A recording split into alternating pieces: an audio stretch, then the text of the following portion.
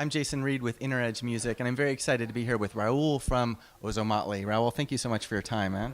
Cool. Happy to be in San Luis Obispo and getting ready to play a show. No doubt. And here we are upstairs in the green room at the historic Fremont Theater. This place is kind of an interesting venue, right? I've never been here. I've never played here. It's really beautiful. It's been pretty recent where they started having shows here. Yeah. Definitely. We've actually been here, had our finger on the pulse. I think the very first show that was here was Peter Murphy from Bauhaus. Oh, cool. Wow. We did an interview with him, and since then, a lot of great shows. What does he look? He's looking nice, man, I think. Yeah.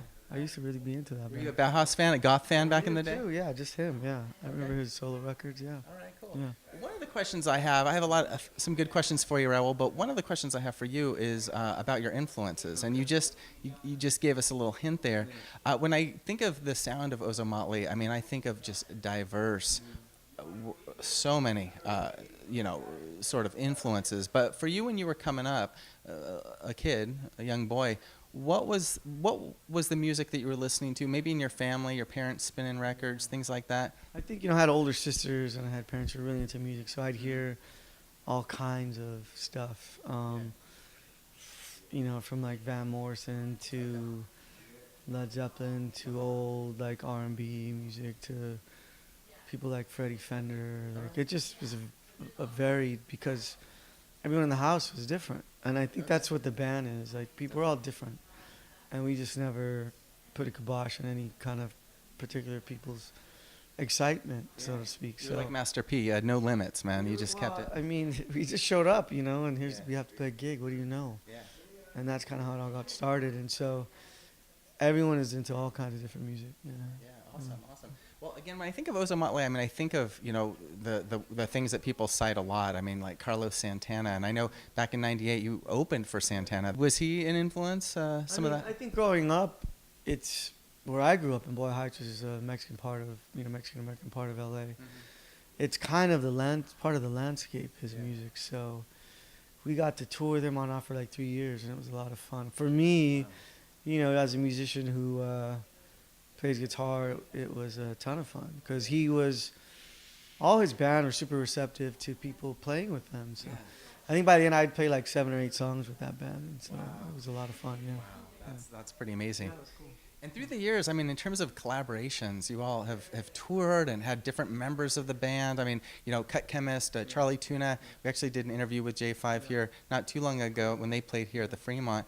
And what are some of the collaborations that really stand out in your mind as just really memorable? I think for us, it's just like we've done recordings with Johnny Pacheco, who was like the leader of like the Fania All-Stars band. And we've done recordings. Today we did a recording with this guy named Alex Acuna, who we played a song off our first record because we're touring with Charlie after March, and we're playing all the first record. We've never played all those songs at once, so we did it once right before Christmas. Is that because here we are, actually, I just had I was just going to say 2018, 1998, your first album. Yeah. Wow, 20 okay. years. So, I think someone asked our booking agent, hey, would you want to see that show? And people seem to say yes. So we're playing these songs we haven't played in years. But it's been a lot of fun, actually. So you are doing what a lot of bands that we've interviewed have done through the years. It's kind of a popular concept of playing from start to finish, kind of the album format. We've never done. And some of those songs we've played maybe once or twice. Yeah.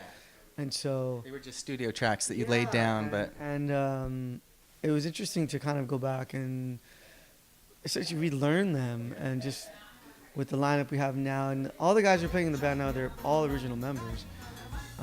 But we're just a smaller band, and but today we were playing with this guy Alex Acuna, who, I mean, he's like 73 years old. He's still in incredible shape, still an incredible musician. Played with like Perez Prado. He's played with Weather Report, and we were just like, we can't believe we're playing with this dude in the studio. That's so cool, man. I'm actually really excited about the prospect of a 20th anniversary tour. It turned out to be a lot of fun. I think some of us weren't sure what that would be like, but we did one show and it was a lot of fun, and it felt really good being on stage with Charlie. And I think that the response we got and the interest we got, we're like, okay, this is just something we should do.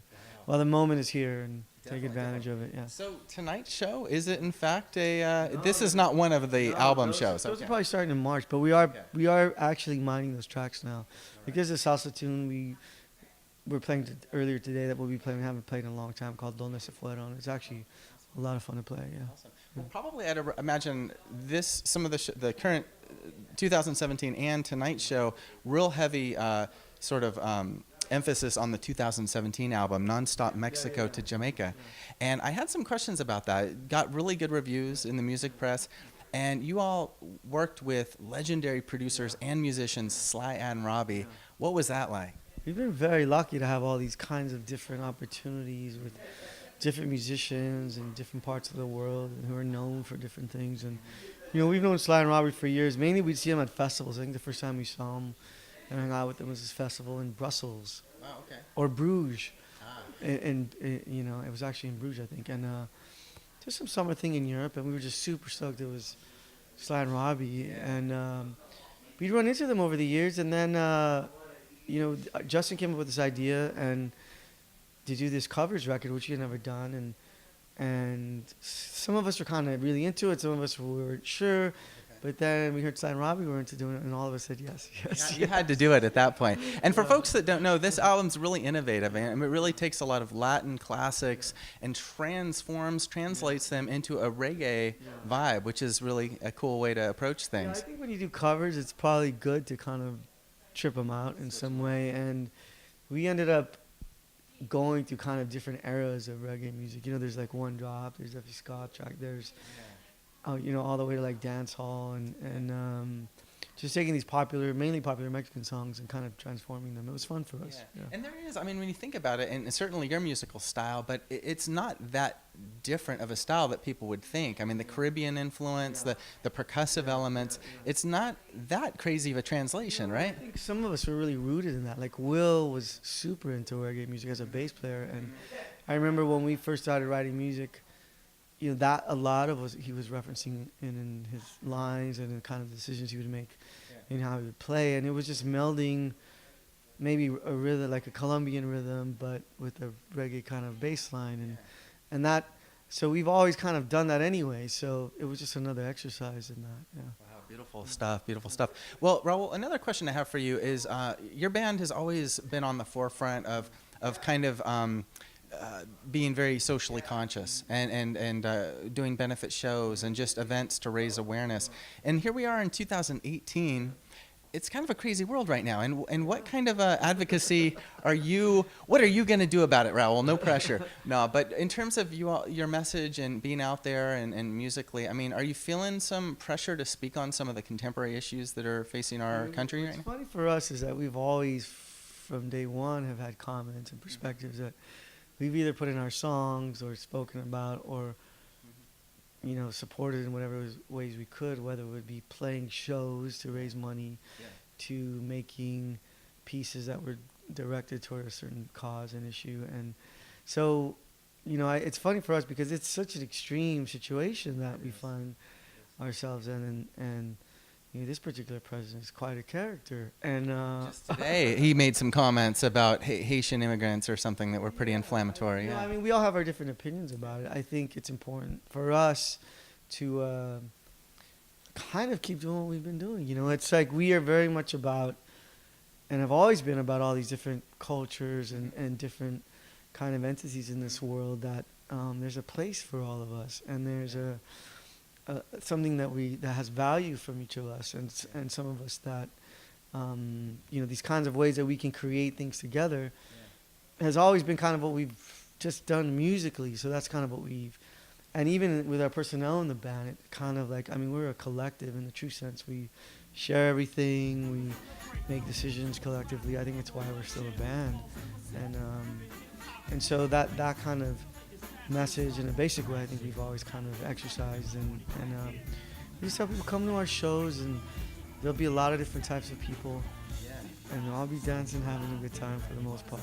And we want to basically bring people together and remind each other that it's a worthy cause to celebrate yourself.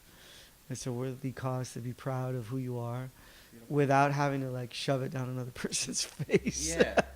And No preachiness, but yeah. well, you know, we all have a different take on it, and I think it's just an interesting thing, and political life, awareness, growth, change is a long road, and I think if you stick to your causes, I think that there's value in that over years. Yeah, definitely.